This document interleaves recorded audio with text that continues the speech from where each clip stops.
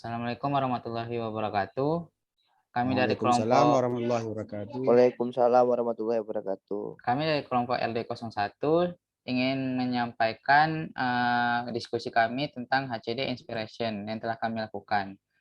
Nah, pada kelompok LD01 ini beranggotakan Juniarti, lalu saya sendiri Muhammad Agung Pratama Trisna, lalu Teguh Alkusairi dan Hanifah Reza. Selanjutnya latar belakang akan dijelaskan oleh Teguh Alkusairi.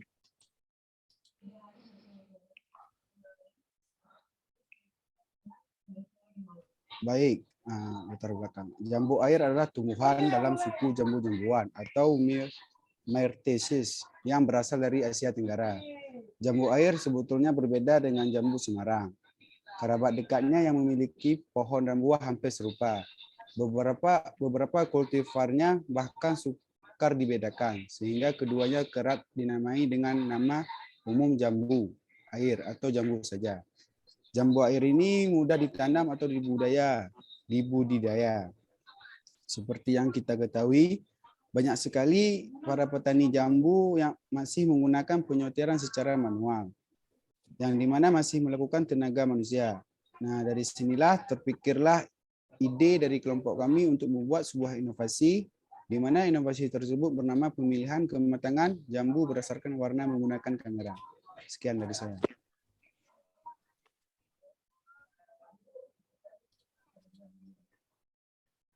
Oke, baik. Selanjutnya saya jelaskan.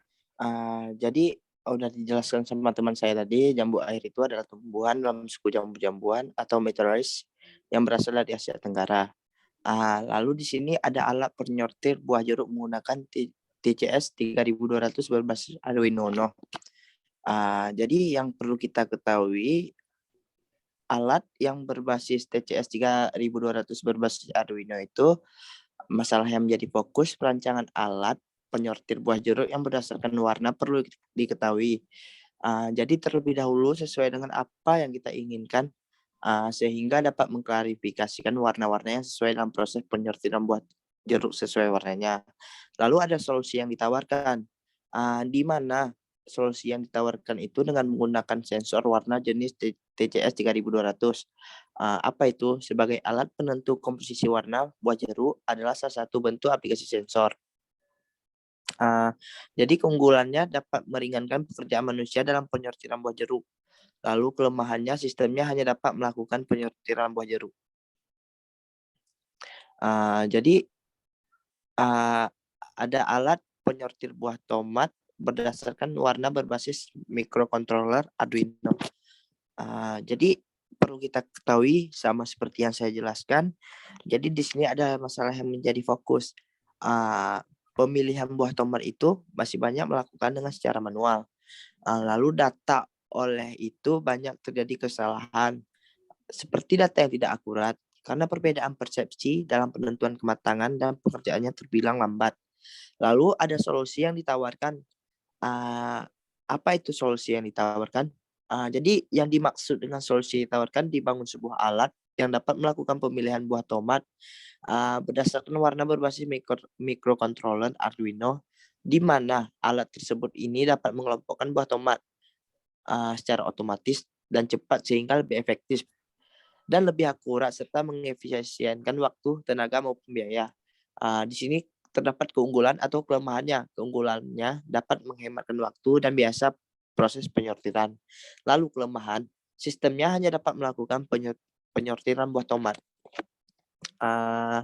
Jadi yang terakhir, sistem pemisah buah jeruk berdasarkan warna dengan sensor fotodioda dan LED RGB berbasis Arduino. Jadi sama juga seperti kayak tadi, ada masalah yang menjadi fokus, tapi ini berbeda, yaitu meningkatkan produktivitas buah jeruk dapat dilakukan dengan beberapa cara. Jadi salah satunya adalah efektivitas penyortiran buah. Lalu pada awalnya penyortiran dilakukan dengan cara konvensional, yaitu dengan cara penyortiran tangga manusia. Lalu di sini ada solusi yang ditawarkan. Jadi dalam alat penyortir tersebut digunakan fotodioda dan LED RGB yang perlu kita ketahui sebagai sensor pembaca warna jeruk. Jadi buah-buahan tersebut akan dipisahkan menggunakan motor dan servo berdasarkan kelompoknya.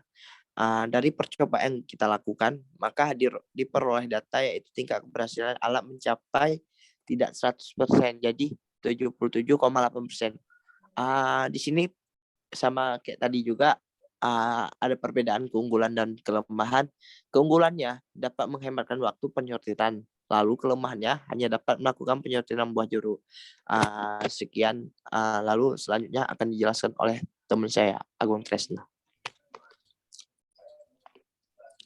Selanjutnya, seperti yang dijelaskan teman saya sebelumnya, yaitu 4 sumber sebelumnya, saya akan menjelaskan 6 sumber selanjutnya, yaitu sumber yang kelima, rancang bangun alat pemilah barang berdasarkan warna dan berat. Lalu sumber ketujuh yaitu rancang bangun sistem penyortir buah mangga berdasarkan ukuran besar dan kecil berbasis Arduino.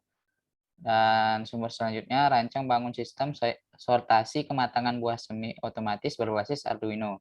Lalu sistem implementasi perbaikan citra untuk menentukan dimensi kacang tanah pada alat penyortir kacang tanah berbasis node MCU. Lalu yang sumber ke-9 yaitu perancangan sortir tomat dan pengemas otomatis. Dan sumber terakhir yang ke-10 ialah sistem sortir buah berdasarkan warna dengan teknik citra.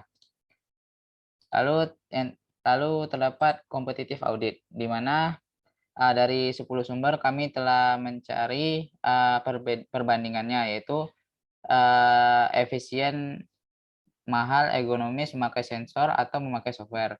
Di mana sumber pertama efisien iya, mahal iya, ergonomis tidak, memakai sensor juga tidak, memakai software juga tidak.